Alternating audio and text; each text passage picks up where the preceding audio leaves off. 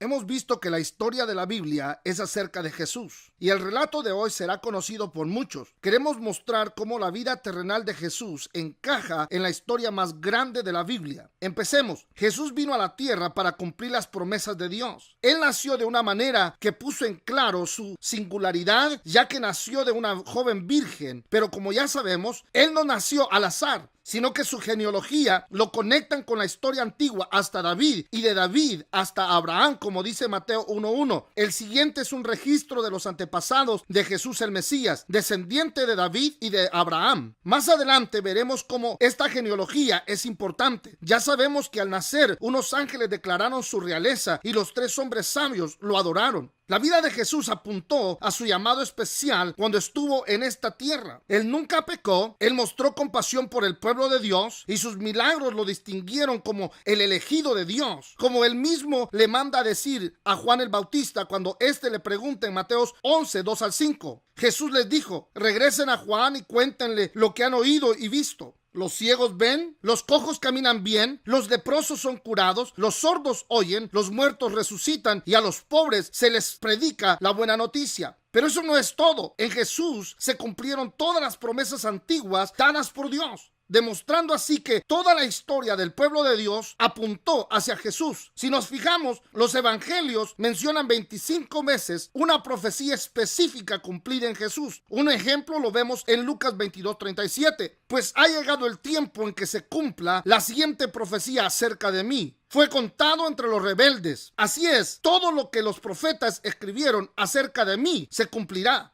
Esta profecía se encuentra en Isaías 53:12 y Jesús la cumplió. Ahora veamos la importancia de la genealogía de Jesús. En la primera lección vimos la promesa de Dios dada a Abraham acerca de un hijo para que de él surgiera una gran nación. Bueno, esta promesa se refería a Jesús mismo. Miremos lo que dice Gálatas 3:16. Dios ha dado las promesas a Abraham y a su hijo. Y noten que la escritura no dice a sus hijos, como si significara muchos descendientes. Más bien dice a su hijo. Y eso sin duda se refiere a Cristo. Más claro no puede estar. Concretamente se ve que Jesús es la promesa cumplida. La otra promesa de Dios, que también era acerca de Jesús, fue la dada a David. Lucas 1:30-33 dice: no tengas miedo, María, le dijo el ángel, porque has hallado el favor de Dios. Concebirás y darás a luz un hijo, y le pondrás por nombre Jesús. Él será muy grande, y lo llamarán Hijo del Altísimo. El Señor Dios le dará el trono de su antepasado David, y reinará sobre Israel para siempre. Su reino no tendrá fin. Pero no fueron solo estas promesas del Antiguo Testamento cumplidas en Jesús, que demostraron que Jesús era el Salvador escogido por Dios, sino también la vida que Jesús llevó mostraron su identidad como el Salvador Redentor. Y es que Jesús no solo fue un buen hombre o incluso un hacedor de milagros, él también fue un maestro, porque Jesús enseñó lo que siempre ha importado para Dios. Él enseñó lo mucho que Dios ama a la gente, especialmente a las personas que están lejos de él. Además, aclaró que es tener una relación con Dios. Recordemos que Dios dio los 10 mandamientos, pero nunca se trató de las reglas externas, sino que fueron dados para que tuviéramos una buena relación con él y con los demás, y se cumplen por el amor por Dios que tenemos en respuesta a su amor por nosotros. Cuando a Jesús le preguntan: maestro, ¿cuál es el mandamiento más importante en la ley de Moisés? Jesús contestó: ama al Señor tu Dios con todo tu corazón, con toda tu alma y con toda tu mente. Este es el primer mandamiento y el más importante.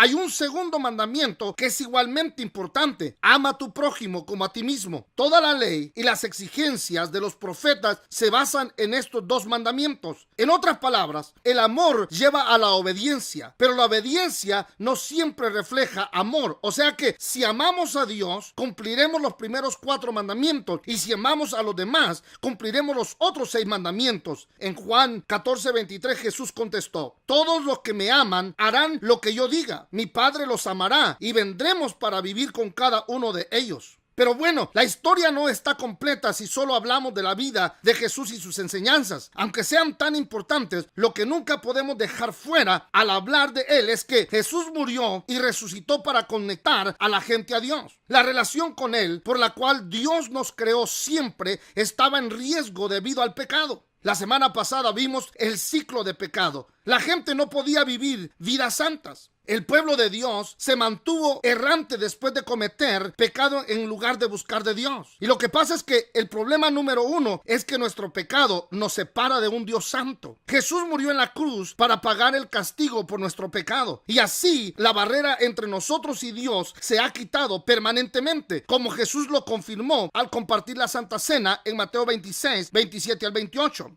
El problema número 2 es que nuestro pecado hace que sea imposible vivir el camino de Dios. Sin embargo, cuando Jesús resucitó de la muerte, Él demostró lo poderoso que es. Ese mismo poder funciona en sus seguidores para darnos una nueva vida, como dice Romanos 6:4. Y tal como Cristo fue levantado de los muertos por el poder glorioso del Padre, ahora nosotros también podemos vivir una vida nueva. Y aunque Jesús hizo todo lo necesario para que nosotros tengamos una relación viva con nuestro Creador, esta no es automática, sino que cualquiera que personalmente responde en fe puede tener una relación con Dios. Y es que no es suficiente conocer la historia de Jesús, de quién es y lo que ha hecho. Dios requiere que nosotros conscientemente pongamos nuestra confianza en Jesús para esta vida y para la eternidad, como dice Juan 5:24. Les digo la verdad, todos los que escuchan mi mensaje y creen en Dios, quien me envió, tienen vida eterna. Nunca serán condenados por sus pecados, pues ya han pasado de la muerte a la vida.